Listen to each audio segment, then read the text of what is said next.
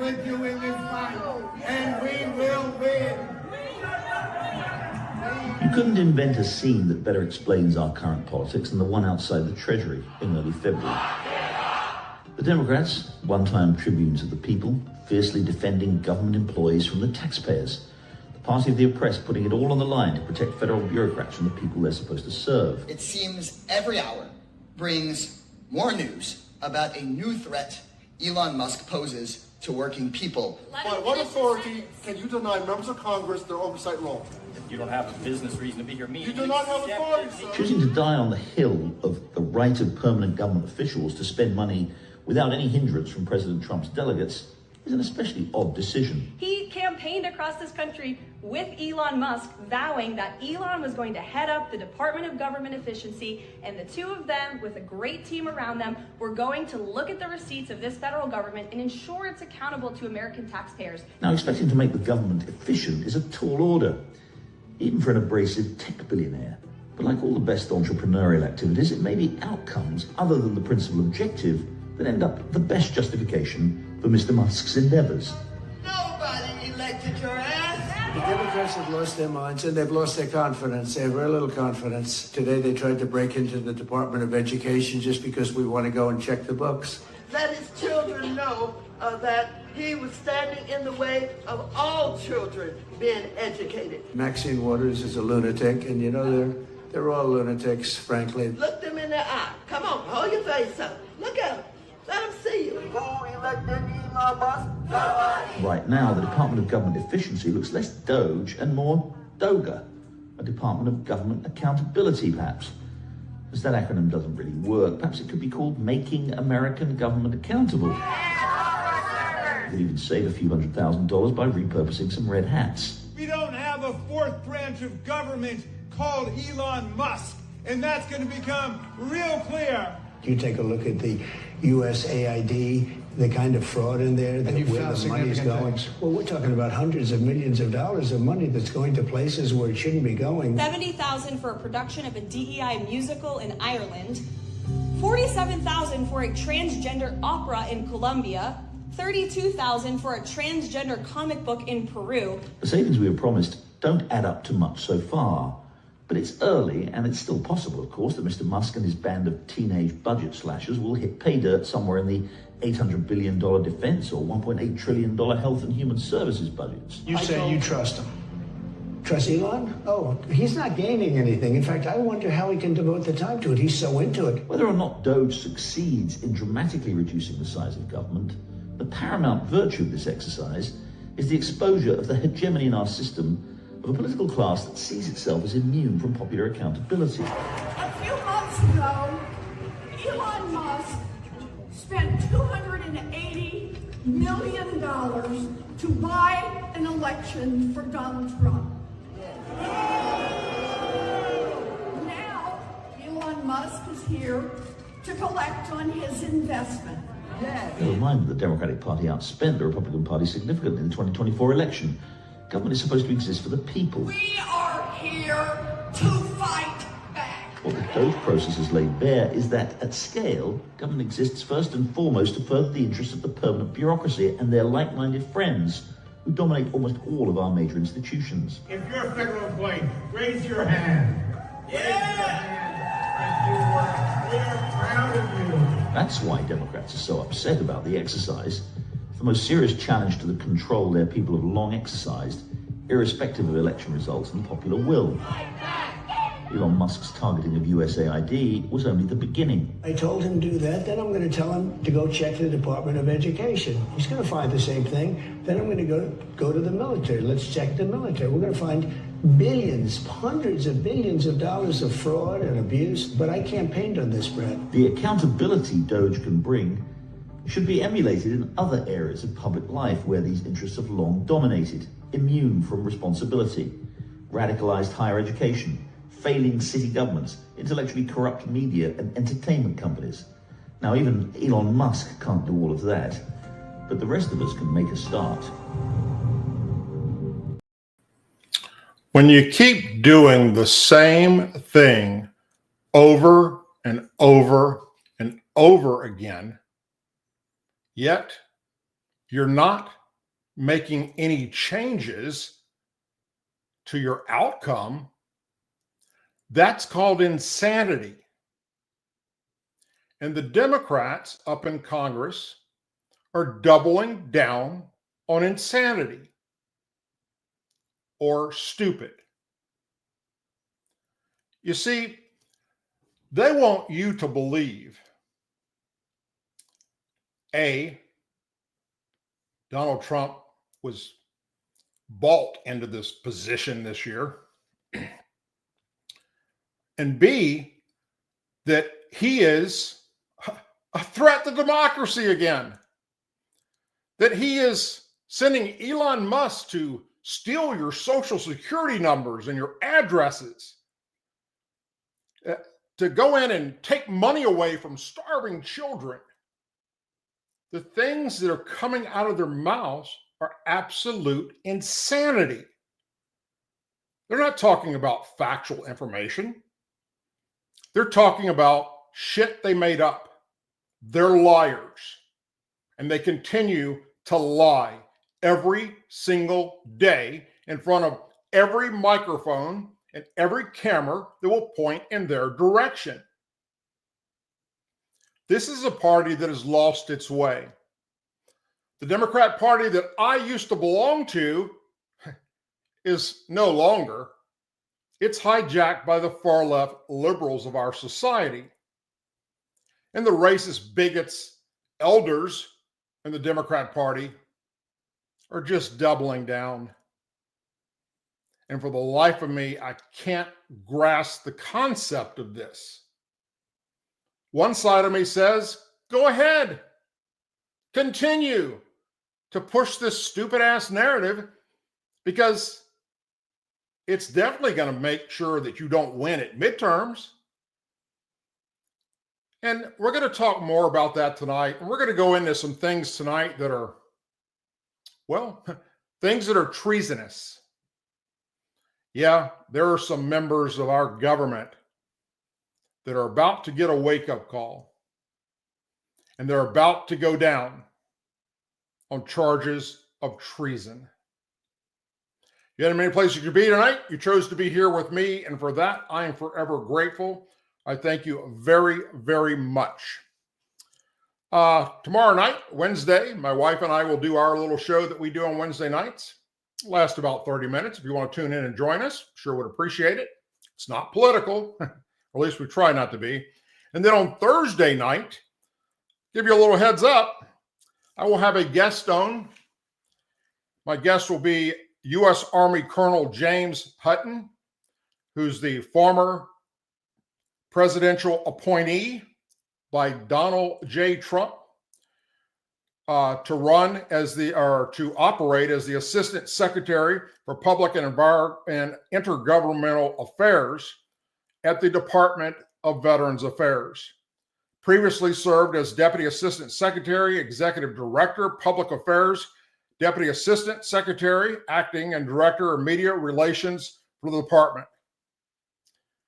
He has a 26-year military career. He's a full-board colonel, now retired. He has served in many conflicts, has done a lot of things, and we'll talk more about that tomorrow, and I'll put out a little promotion tomorrow about Thursday night show. But he wrote a book recently. He wrote a book about Joe Biden and Kamala Harris. And it's a book that I hope that you all will go out and purchase after you hear what he has to say on Thursday night. So please tune in on Thursday night as I interview Colonel James Hutton, 26-year veteran of the United States Army, and a man who was appointed by Donald J. Trump as the Assistant Secretary of Veterans Affairs and Public Relations. So we started off the show tonight. You watched a little quick video of the things that the Democrats are doing, the stuck on stupid stuff. President Donald Trump is signed an executive order today instructing the Department of Government Efficiency, also known as DOGE, D-O-G-E, to coordinate with federal agencies and execute massive cuts in federal government staffing numbers.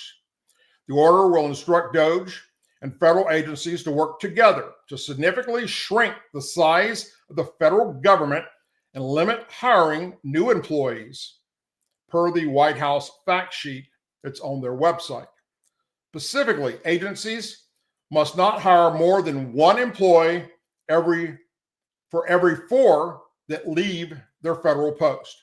Agencies will also be instructed to undertake plans for large-scale reductions in force and evaluate ways to eliminate or combine agency functions that are legally required. DOGE is chaired by Elon Musk, who's also the CEO of SpaceX and Tesla and X, formerly Twitter, told reporters today in an Oval Office meeting that American people voted for major government reform and that the Trump administration will be delivering. Trump voiced similar concerns about providing voters with what they wanted to tackle all of this horrible stuff going on, and told reporters that he hoped the court system would cooperate. And right now, they're not. The Democrats have managed to find some liberal, left-leaning judges. They're trying to stop DOGE from doing their job. I'm not going to go into the legal aspect of this tonight because I don't have enough I's dotted and T's crossed to tell you one way or the other if what the judges are doing is legal. But I assure you that our Department of Justice is going to be investigating them all the way down to the type underwear they put on. Trump said, "I hope that the court system is going to allow us to do what we have to do," and said he would abide always by court rulings, but they should be prepared for the appeal that's coming. The number of deferred resignations is rapidly growing. We're expecting the largest spike 24 to 48 hours before the deadline, the White House official said. So far, approximately 65,000 federal employees who don't come to work in a building. No, they sit at home and they're on a computer. They were sent at home because of COVID-19 when it started, so they don't spread it. Well, that's way been over with. And they're not coming to work. Well, they offered them a little buyout program, a little program to maybe just say that, hey, it's not your fault that Biden-Harris put you in this position that you're in. So we'll give you a little money to just go the hell away, or you can show up for work. So far, 65,000 federal employees have accepted that offer. But then again, federal judge has issued a pause on the deadline for when employees must submit their resignation. U.S. District Judge George O'Toole indefinitely extended a temporary restraining order yesterday, pausing the deadline as he evaluates a primary injunction request stemming from cases against the buyout program filed by union groups, including the American Federation of Government Employees. When asked about the buyout, Trump said that there are empty office spaces that his administration is attempting to reduce the size of government and close them down. We've been paying, me and you, the American taxpayer, have been paying hundreds of thousands of dollars for buildings that have no one in them. We have too many people. We have office spaces that are only 4% occupied. Nobody showing up for work because they were told not to by the Biden administration, Trump said. DOGE has moved to slash other areas of the federal government as well. Other recent incentives by DOGE have included launching an effort to shutter the U.S. Agency for International Development, a group that works to deliver aid to impoverished countries and development assistance. The group has come under scrutiny from DOJ. Concerns about wasteful government spending, poor leadership, and questionable funding, including Iraqi version of Sesame Street, and reportedly millions of dollars in funding to extremist groups tied to terrorist organizations and their allies. It's been run by a bunch of radical lunatics, and we're getting them out as fast as we can. The Democrats are protesting every day out in front of federal buildings because they don't want you to know what they've been doing for the last 4 years.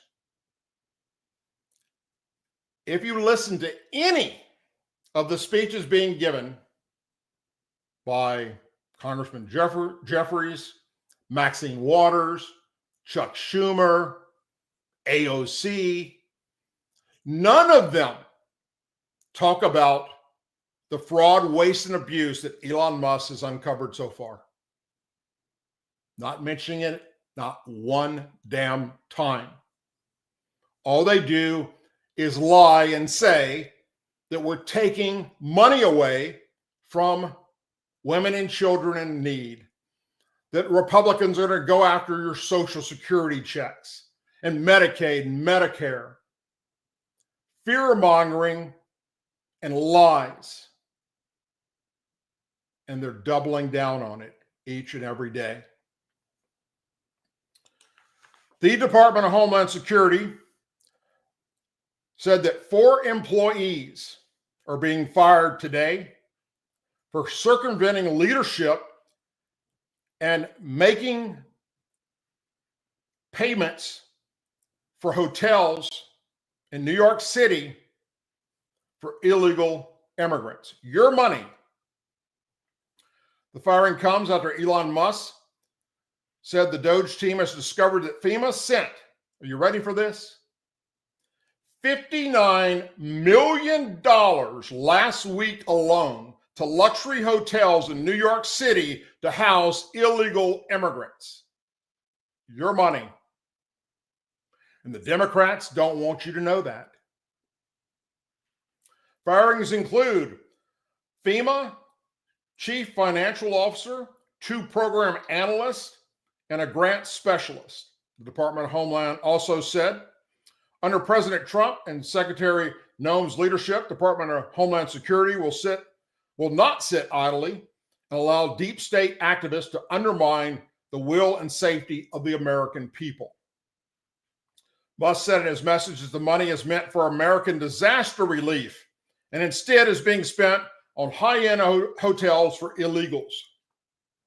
Now, let me just remind you that the poor men and women and children up in Western North Carolina are living in tents from the flood that happened with the rainstorms from the hurricane that came by several months back and wiped out entire towns. And we're giving $59 million to just New York in just 1 week. FEMA is the organization that's there to help American citizens that have been harmed by disasters. It's not meant for illegal aliens. It's your money. And that's what this was spent on. And a clawback demand will be made today to recoup those funds. During former President Joe Biden's term, FEMA faced backlash after it was reported that while they lacked the necessary funds to help Hurricane Helene victims, they were dishing out money that ended up being used to aid illegal immigrants. House Speaker Mike Johnson clarified that emergency relief funding is separate from FEMA funds allotted to immigration, but said the agency should not have any part in funding the border crisis. FEMA partners with Customs and Border Control and administers money to the Shelter and Services Program, a government-funded program that provides assistance in housing. This is just... And the fact that, look, the Democrats are going to do what they do, okay? They're just going to get out there and lie their ass off. But the fact that there are federal judges that can go to X, formerly Twitter, and go to the Dodge account and see for themselves all the shit that has been handed out money-wise in the tune of billions of your money. And they have the nerve to try and stop this. Makes me sick.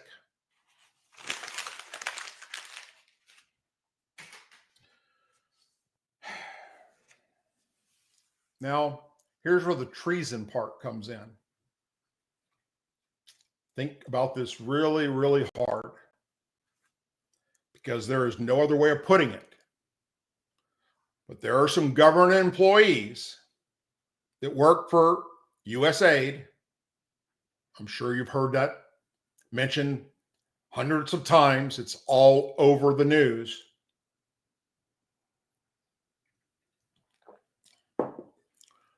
They provided millions of dollars in funding to extremist groups tied to designated terrorist organizations and their allies.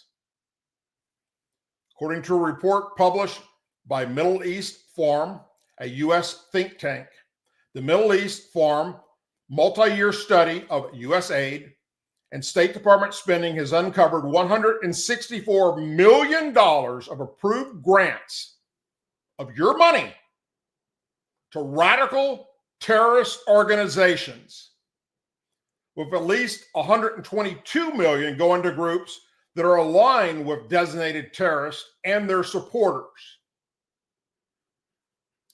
Billions more federal dollars have been given to leading American aid charities, which have consistently failed to vet their terror-tied local partners and show little interest in improving their practices, to be apparent indifferent of the federal government.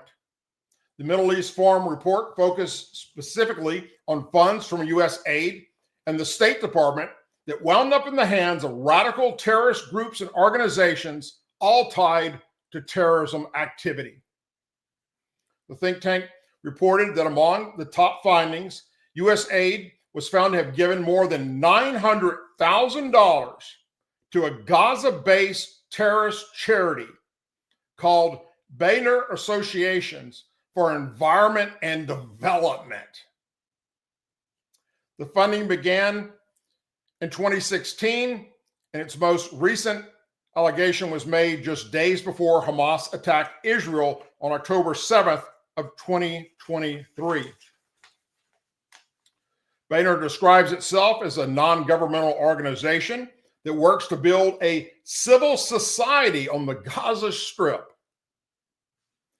Founded in 2007, shortly after Hamas takeover the Gaza Strip, Boehner operates in close cooperation with the Hamas regime.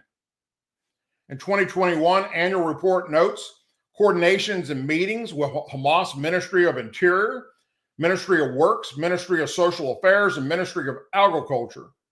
The report found the funds were secured through the NGOs such as the Catholic Relief Services in America and medical groups. But USAID coordinates directly with Boehner as well, according to the report. USAID officials have praised Boehner's work on social media and even visited their offices, where one senior USAID official, Jonathan Kamin, K-A-M-I-N, received an award for the terrorist-linked charity. The report also found that USAID approved $12.5 million grant in 2024 to the American Near East Refugee Agency, which is also a long-standing partner of the Boehner organization. The American Near East Refugee Agency is an NGO that was established back in 1968 in an effort to assist refugees following the Arab-Israeli war. The report found staffers with the NGO had repeatedly and publicly posted violent ideas about apparently censors from top charity officials. The comments on social media posts by employees included calling on God to erase the Jews, expressing support for brave prisoners in Israeli jails during the Hamas-Israeli war, and describing October 7th, 2023 as a beautiful morning. Sam Westrup, the director of Middle East Forum Counter Extreme Project, Islamic Watch, posted a highlighted thread on X of the report's findings, describing the example as horrifying. U.S. aid won't even tell us how much money they gave the Unlimited Friends Association, a Gaza terrorist charity which operates with help from Hamas. And Elon Musk has been stopped from digging further by this liberal judge. U.S. aid gave millions to Islamic Relief, whose Gaza branch openly works with senior terrorist officials in Gaza, including Hamas. One of the members, Ghazi, G-H-A-Z-I, Hamad, who promised that Hamas would repeat October 7th attacks time and time again until Israel is wiped off the face of the earth. He posted another example from the report. U.S. aid funds totaling $125,000 were found in the hands of Islamic relief agencies in 2015, despite the U.S. Treasury designating the group as a global terrorist organization that was connected to Osama bin Laden. The report continued that U.S. aid undoubtedly knew that they were a terrorist activity group. In 2010, the executive director of their group, U.S. branch office, and board member pleaded guilty to money laundering, theft and public funds, conspiracy, and several other charges. The plea was listed on U.S. aid's own website, the report found. They stand, IARA-USA stands for Islamic American Relief Agency. The funds were directed to this organization by an evangelist charity called World Vision that works to provide clear water to areas of Sudan, according to the report. A World Vision office reached out and said, when asked about the report, that the charity earned approval to work in Sudan to help build a better world for the most vulnerable children and their families, and compliance obligations are serious. As soon as we became aware that a local partner, Islamic Relief, might be on a list of organized ban and transactions by the United States, they suspended the grant and asked the U.S. government to confirm its status. We would never knowingly put those we serve or our staff at risk by knowing we're working with a partner that is listed as a terrorist organization. And that is a lie. And that is why some of you are looking at the charge of treason, aiding and abetting our enemy.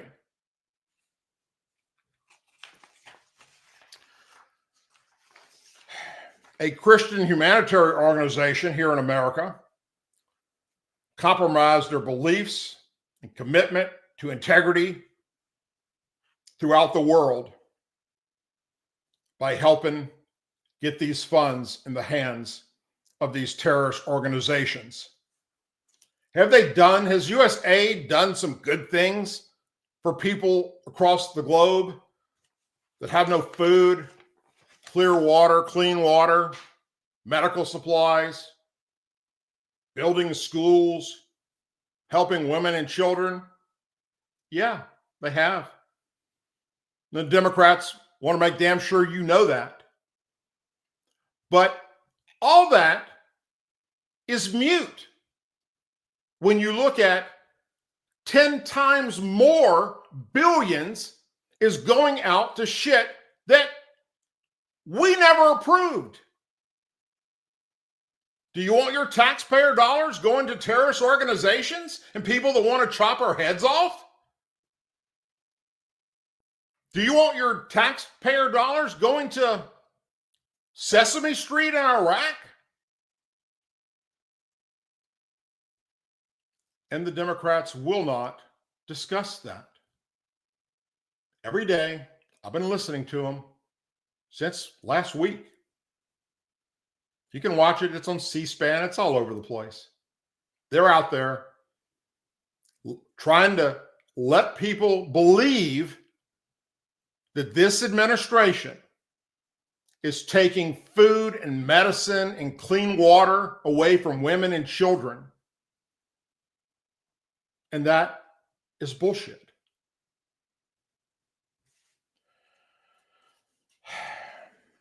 The U.S. aid reportedly provided and fully funded al-Qaeda terrorist Anwar al-Awlaki to attend college in Colorado. That was unearthed in documents by Doge. He was an American-born jihadist who thankfully was killed in a drone strike in Yemen back in 2011 during the Obama administration.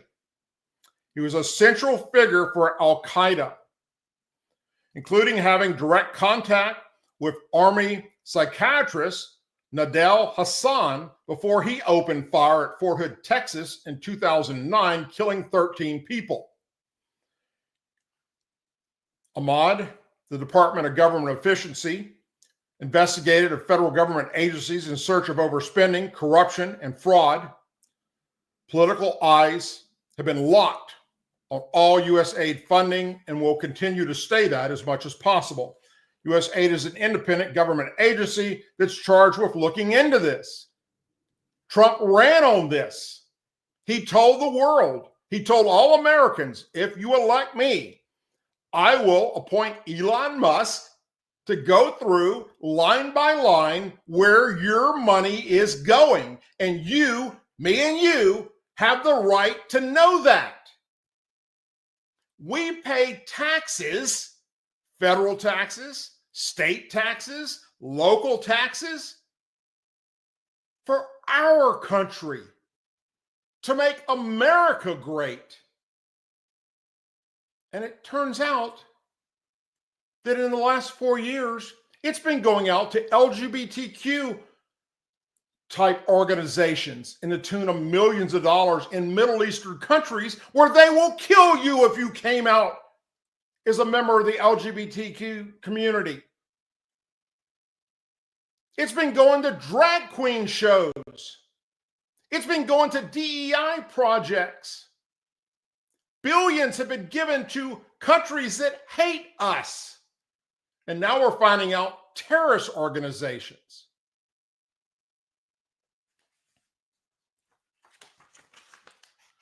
It's just, God, man, it makes me sick to hear these Democrats spewing their crap and lying, staring in the camera and lying their ass off. And one of the biggest leaders of that, Hakeem Jeffries. I want you to listen here for a moment, and we'll stop this throughout and hear what this un-American, low-life, lower than snail shit Democrat preached in the halls of Congress yesterday. Talk about lowering the high cost of living, but do nothing about it. Part 2, enact massive tax cuts for billionaires and wealthy corporations that will do nothing to improve the quality of life of everyday Americans. Part 3, stick working class Americans with the bill. for those massive tax cuts for billionaires and wealthy corporations by destroying Social Security, Medicare, and Medicaid as we know it. Now let's stop right there for a second. That is a lie. The Republicans are not going after Social Security, Medicare, and Medicaid. He is a pathological liar. And then he's saying that the Trump administration is doing nothing to fix the high price of stuff in America. They haven't even been in office for 30 days, you fucktard. House Democrats want nothing to do with the Republican bait and switch, and we will do everything possible to stop it. The cost of living in the United States of America is far too high. You're right. And who's responsible for that? 4 damn years of the Bias-Harris administration. Your own party, the Democrats, are responsible for the price of everything right now in America, skyrocketing. And you're standing there, the minority leader, pretending it's Republicans that did this. Housing costs are too high. Grocery costs are too high. Insurance costs are too high. Utility costs are too high. Child care costs are too high. America is too expensive. It is not acceptable in the wealthiest country in the history of the world that far too many everyday Americans are struggling to live paycheck to paycheck. His problem. He calls that. The Democrats in Congress calls this problem. That's why we the people voted for Donald Trump to fix it. He's standing there, the nerve of this son of a bitch, to stand there and accuse the Republicans of what his party has done. You could not make this shit up if you tried.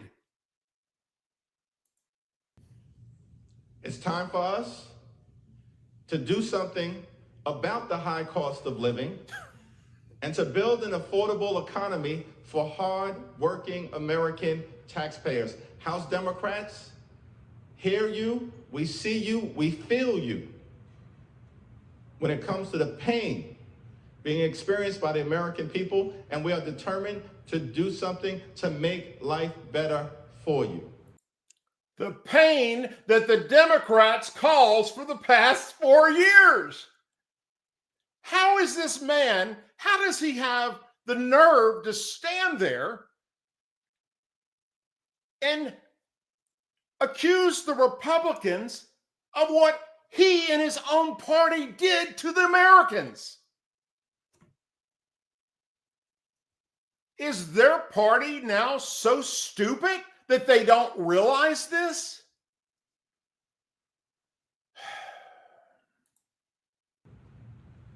But the Republican bait and switch has a very different plan.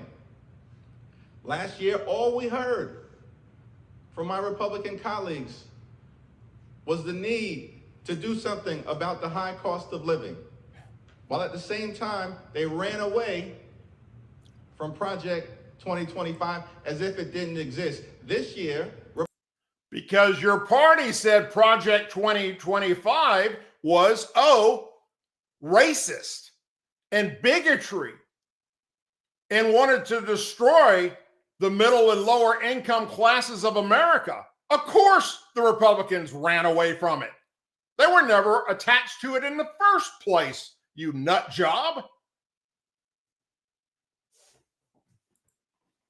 Republicans have spent all of their time implementing the most extreme parts of Project 2025 and have done nothing to lower the high cost of living. How long does it take to do that? We haven't been in power for 30 damn days yet. And you want to sit there and say the Republicans haven't done anything to lower the prices? Dude, it's coming. This is what I'm talking about. Just doubling down on stupid. They're taking everything that the Democrats did to the American people over the past 4 years and trying to switch it around and say it's the Republicans that did it and the Republicans that aren't taking care of it. Single thing, not a single bill, not a single idea, not a single proposal from my House Republican colleagues to do anything about the high cost of living in the United States of America. Why? It's a Republican bait and switch. Part two of the Republican bait and switch is that their true objective is to enact massive tax cuts for billionaires and wealthy corporations, just like they did in 2017. Another lie. When the GOP tax scam was passed, where they set in motion legislation where 83% of the benefits would go to the wealthiest 1%. And what is Doge uncovered? Billions of dollars going to shit that we the people didn't pay for. It should be a crime. It should be a criminal offense for a member of Congress to stand there like this son of a bitch is and spew these lies. And now my House Republicans, our colleagues, are back at it. There they go again. Same plan. Nothing to drive down the high cost of living. Everything is about massive tax cuts for billionaires and wealthy corporations, who in many cases aren't even asking for it. And they certainly don't need the relief that everyday Americans need, that working class Americans need, that middle class Americans need, that all those people who aspire to be part of the middle class need. It's a Republican bait and switch. What's the final element of the Republican bait and switch? Enact these massive tax cuts for billionaires and wealthy corporations and stick working class Americans with the bill. The nerve of this group of people who spent all last year lecturing the country about how they were going to do something to drive down the high cost of living, do nothing about it, are planning to enact massive tax cuts for their billionaire buddies, and then, as the final element of the Republican bait and switch, stick working class Americans with the bill. House Republicans have no plan to love and cherish Medicaid. Let's be very clear about that. No plan to love and cherish Medicaid. Their plan is to destroy Social Security, destroy Medicare, and destroy Medicaid as we know it. Wow. And now with Republicans controlling the House, the Senate, and the presidency, it's their intention to try and do it. Wow. Just watch what happens at the Republican budget hearing that is upcoming in terms of what's proposed. The cuts to Medicaid that will be devastating. Hospitals will close, including in rural America and urban America and in the heartland of America. Nursing homes will be shut down. And everyday Americans, children, seniors, those who are suffering with disabilities will be hurt. Wow. As part of the Republican effort. Wow. To target earned benefits like Social Security and Medicare and to destroy Medicaid as we know it. It's the Republican bait and switched. We will continue to expose it to the American people. You're not exposing anything but what you have done for the past 4 years. That's what you're exposing. Anybody who watches this low-life piece of shit spew these lies, know that fact. It's him and his party that did this, yet he's trying to put it on the Republicans who just took over less than 30 days ago.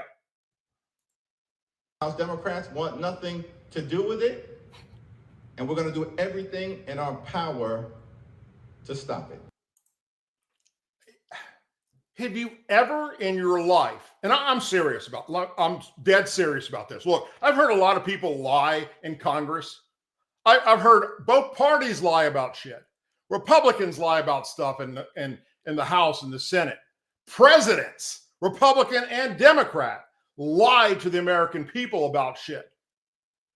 This man just stood there and his entire speech from start to finish was all a lie. In my 62 years on this earth, I witnessed the biggest pathological liar to exist on planet Earth, in my personal opinion. How in the hell he can look himself in the mirror at the end of the day is beyond me. It's pathetic. Moving on.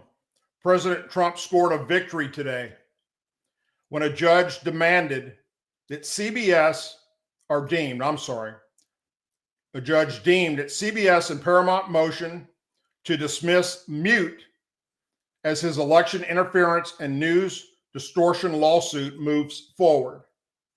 Trump filed a $10 billion lawsuit against CBS News back in October, alleging election interference over its handling of a 60-minute interview, accusing the network of aiding his Democrat rival, Vice President Kamala Harris, through deception, editing of the video 1 month before the election.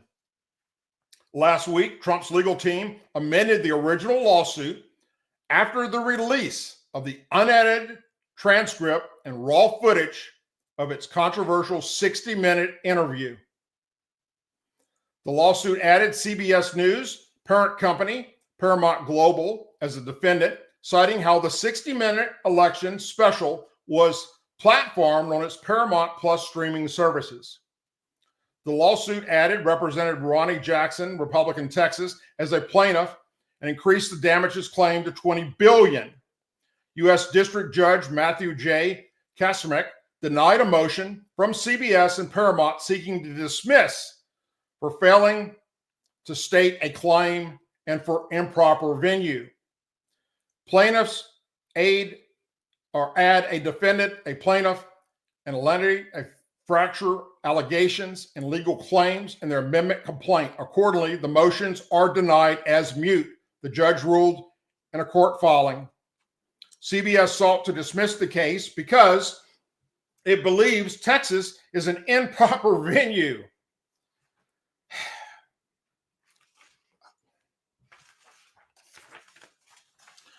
The ruling means it will remain in Texas for the time being. CBS and Paramount have 21 days to renew the motion to dismiss based on the amended complaint. The judge added, nothing in his order shall be construed as a determination on the merits of either plaintiff or defendant's arguments and claims in the motion of amended complaint. The victory for Trump comes as pressure continues to build on CBS. Last week, the FCC released a raw transcript and footage handed over by CBS News, which showed CBS News had aired only the first half of Kamala Harris' response to 60 Minutes correspondent Bill Whitaker questions about Israeli Prime Minister not listening to the Biden administration in a preview clip that aired on Face the Nation. But CBS aired only the second half of the response because the first half, she was a babbling idiot, which is why they wouldn't let her out there on the campaign trail talking to reporters. She could only read off a teleprompter. But it seems that Prime Minister Netanyahu is not listening, Whitaker said in the October 2024 interview.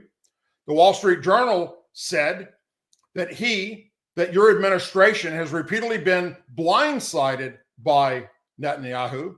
And in fact, he has rebuffed just about all of your administration's actions. Well, Bill, the work that we've done has resulted in a number of movements in that region by Israel that were very much prompted by or a result of many things, including our advocacy for what needed to happen in the region. And we're not going to stop doing that. We're not going to stop pushing what the necessities of the United States to be clear about where we stand on need for this world and this war to end, Harris responded. What the fuck does that mean? She just babbled off about some shit. And CBS went, we can't air that. We're going to make her look like the fool that the Republicans are saying she is. The new FCC chair, Brendan Carr, ordered CBS News to hand over the unedited transcript as part of its investigation to whether the network violated the FCC's news distortion policy after a complaint was filed. And oh, yes, they did violate it.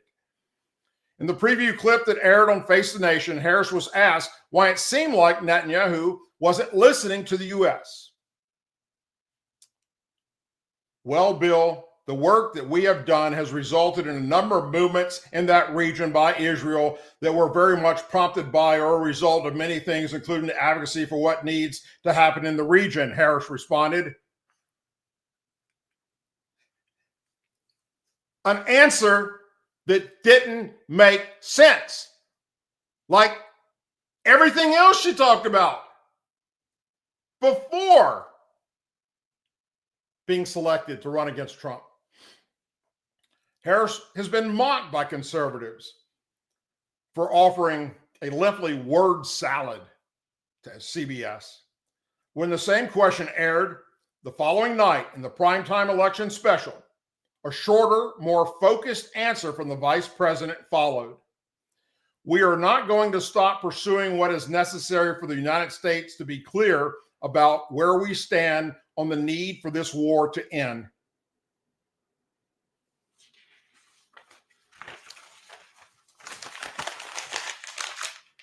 Hope you people have to pay up, and I hope you go bankrupt, and I hope you go out of business. You're not journalists. You're just in bed with the Democrat Party doing everything in your power, even if it means lying and editing and making up shit. And they need to be held accountable. And they will be. Let me take you back to 2023. Remember the Chinese spy balloon that Joe Biden and Kamala Harris allowed to float across the U.S. before being shot down off the South Carolina coast only because we found out about it? Well, it was carrying technology from at least 5 American companies. The report was published yesterday. Among the equipment recovered from the balloon were a satellite communications module, sensors, and other sophisticated surveillance equipment, some of which was housed in a foam cooler, and it was reported in Newsweek, citing sources that were directly involved with the U.S. Military Technical Analyst Department that looked at this balloon. The Chinese spy balloon flew from Alaska to the East Coast, where it was shot down by the military over the Atlantic Ocean on February 4th, 2023, only because it was exposed to we the people that a China spy balloon was flying across the country, and the Biden administration was letting it happen and claimed they couldn't shoot it down because it might hurt somebody on the ground. Now, do you know how many places from Alaska across America to the East Coast have no population underneath them. Places it could have been shot down. They knew it was a spy balloon before it even left the waters of the Pacific. Beijing claimed it was a weather balloon, though the investigation by U.S. intelligence agencies found the balloon was used for spying. Information captured by the spy balloon they don't believe had been successfully relayed back to China before it was shot down. The identification of U.S.-made technology inside the balloon raises questions about commercially available equipment that can be sold to, or in some cases, resold to America's enemies. The report said a short burst message module called Iridium 9602 was among the tech equipment recovered. The device is produced by a Virginia-based global satellite communication provider.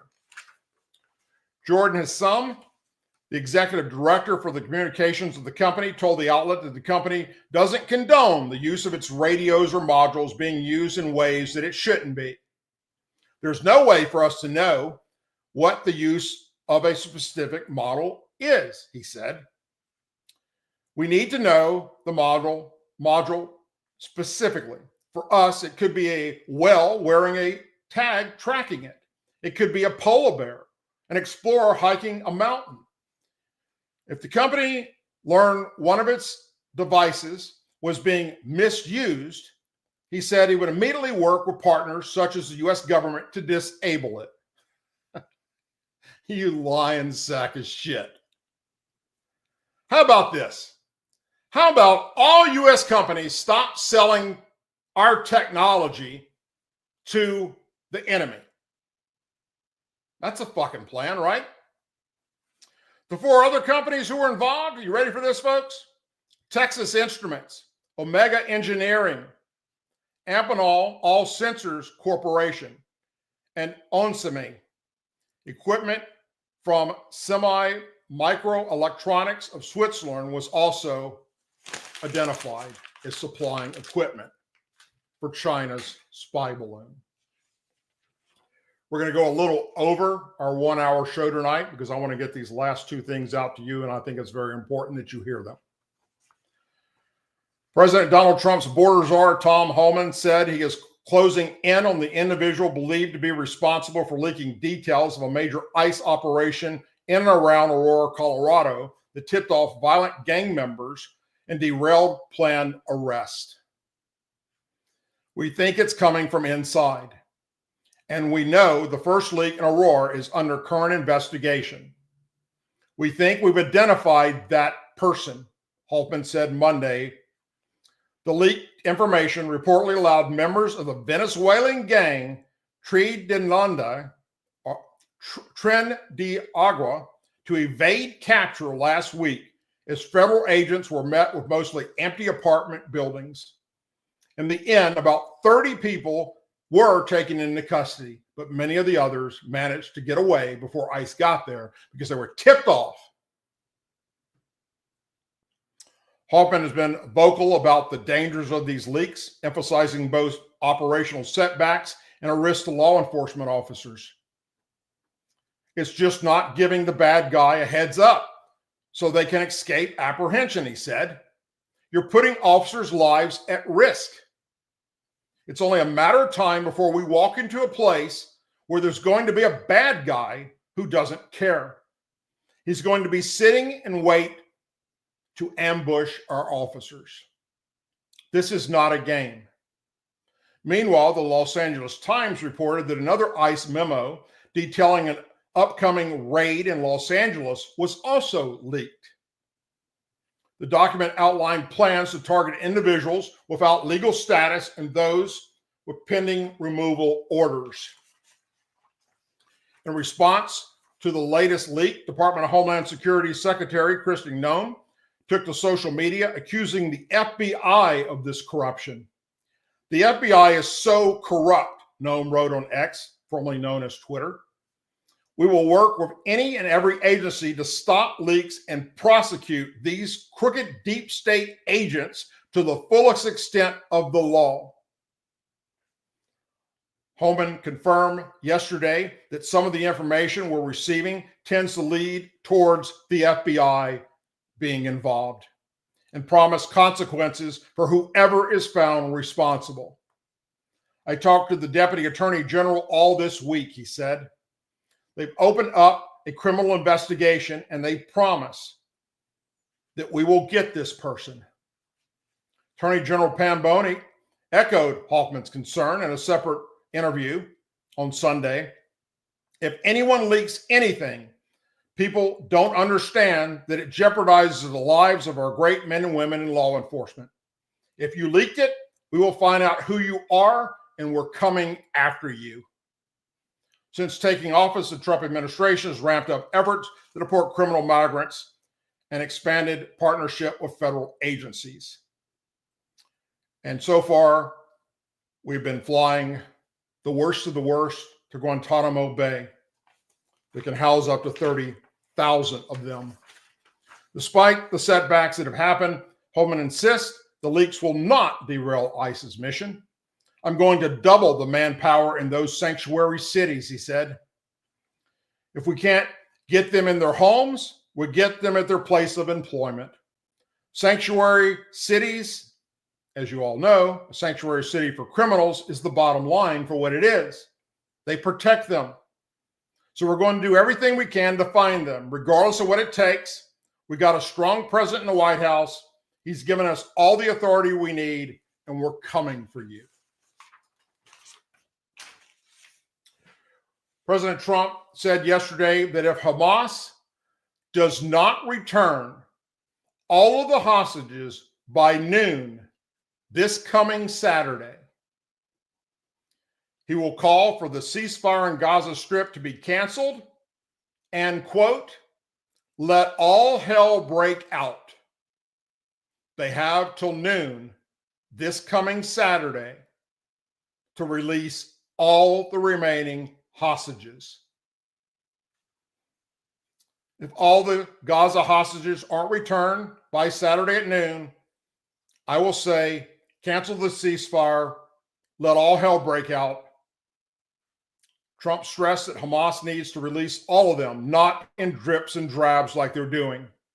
Trump reiterated his demand again yesterday and told reporters that he believes Hamas will listen to him because America's military is about to partner with Israel's military, and we go in there together and kill every last one of them.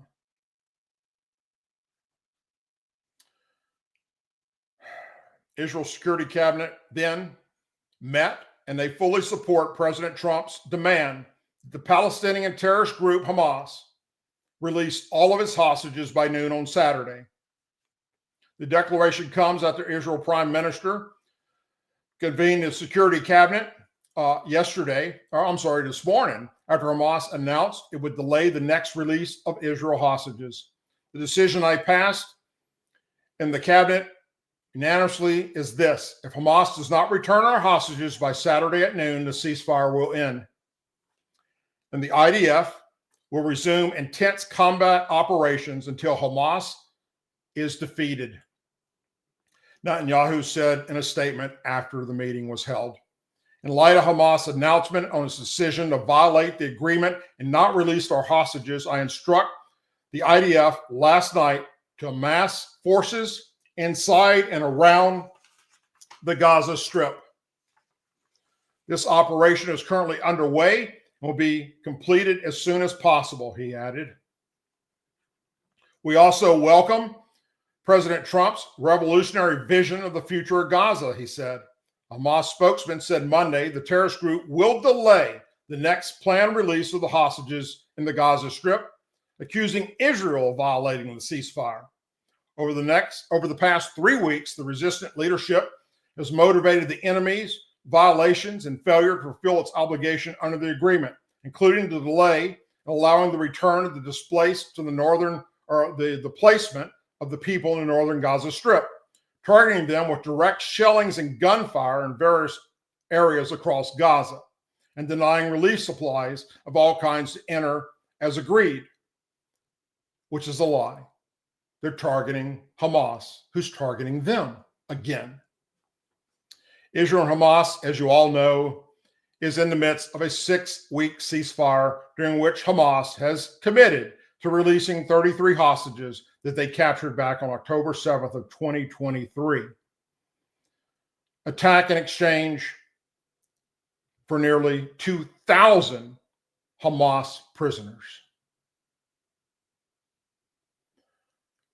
To get back 33, Israel's given them 2,000. And they still aren't happy with that.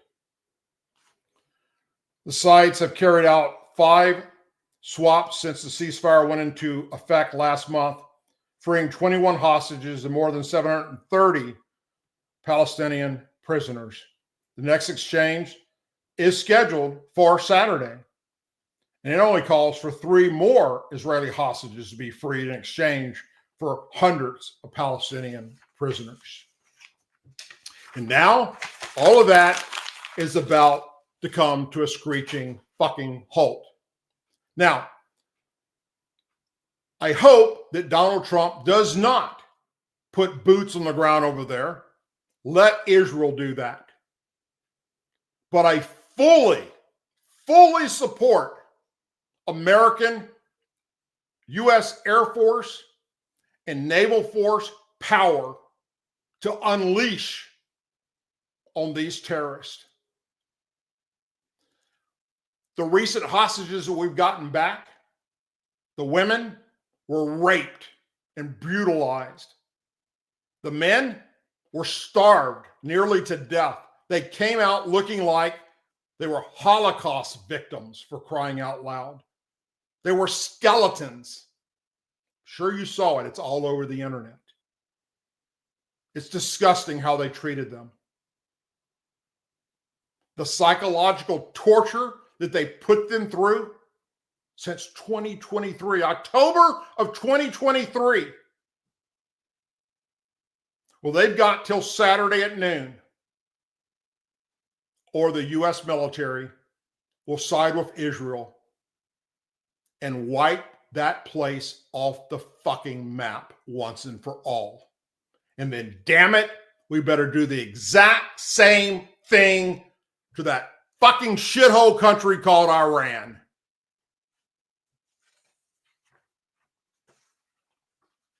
And in closing tonight, New York's top court will consider a city law allowing non-citizens, illegal immigrants, to register to vote in New York City's elections this week. The court will hear arguments in the case, with lawyers for Democrats arguing in favor of legislating the city's already passed to allow non-citizen voters. If successful, the over 800,000 illegal aliens living in New York would be able to cast ballots in city-level contests like mayor elections. Our proponents of the bill claim non-citizens are being unfairly taxed. In 5 city council districts, non-U.S. citizens make up about a third of the adult population. Attorneys wrote for the city filing. These New Yorkers pay billions in taxes and yet have no say in local policies on public safety, garbage collection, or housing, all matters and affect their day-to-day lives. Fuck you. Every last one of you in New York, they're responsible for this bullshit. They're not supposed to be here. They're illegal. They committed a crime. And most of them, not the family units, but the guys, for the most part, are committing crimes, raping women and children, trafficking women and children, trafficking drugs. They're gang members. We're putting them up in hotels with our money paying for it. The Democrat Party has lost their damn minds. And it's on full display for everyone in the world to see. So, Congressman Jeffries, you just continue to go in front of a camera and lie your ass off. And people like me that have a platform will continue to expose you for your lying self and letting people know what you really are, which is a disgrace to the United States of America. You had many places to be tonight. You chose to be here with me, and for that, I'm forever grateful. I sure do appreciate it. Thank you very, very much. If you haven't already done so, please subscribe. If you're watching me tonight live on YouTube or on Rumble or on X, formerly Twitter or LinkedIn, please subscribe to the channel. Tell your family and friends about the Douglas Ducote Show. Let them know that Mr. Douglas sometimes says a bad word or two or 10. And, watch the volume. And also, check out DouglasDucote.com for more information and things like the border wall documentaries we did in the beginning of that fiasco down there. I'll be back tomorrow night with my wife, who will do our 30-minute show. And then Thursday night, hope you will join me with my guest, U.S. Army Colonel retired James Hutton, a great American patriot. As always, please say a prayer for our men and women serving in the United States military, our veterans, our law enforcement officers, our first responders, their families, our angel families, our blue and gold star families in our country. May God bless the United States of America. May God bless each and every one of you. We will stand tall. We will stand forward. We will move forward. And we will never quit calling out the Democrat Party and the far left liberals that have hijacked it for what it is. Corruption on a level that we just didn't know existed. We knew it was there, but we had no clue until Donald Trump put Elon Musk in charge of looking at the books. And now the Democrat Party is in damage mode trying to save their ass. And no, it's not going to work. Maxine Waters, AOC, Jeffries, Anita Presley, y'all can spew whatever you want. People like me are going to be letting the American people that believe you know the facts. And hopefully your ass will never be in power again. Take care, everyone. God bless you. Have a wonderful and safe night. And I will see you tomorrow night for my show with Marilyn. Good night, everyone.